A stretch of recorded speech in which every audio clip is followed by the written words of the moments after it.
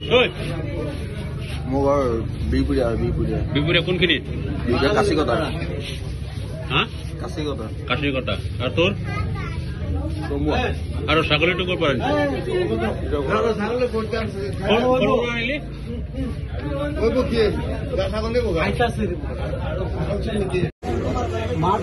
মইতো ইয়াতে কথা ল'ব পাৰিলো হয়, পুলিচ অহাৰ আগতে তহঁতি চব ধৰা কৰিলে হয়, বছৰ লগত বান্ধি ঠিকছে পিটিব কাৰণে কৈ দিলে হয়, এইবিলাক কৰিছিল আমি আগে পিছে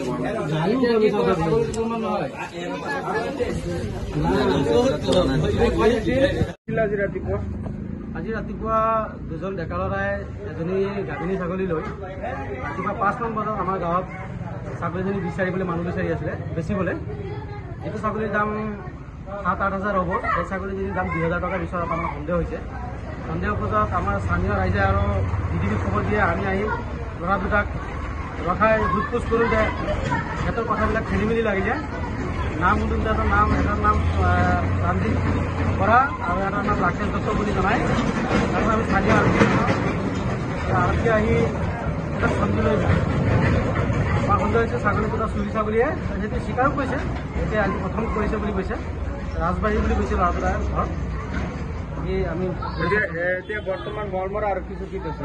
হয়, বৰমৰা আৰক্ষী চকী সঞ্জীৱ গৈছে, তাতে আছে। কি আহ্বান জনাব ৰাইজক?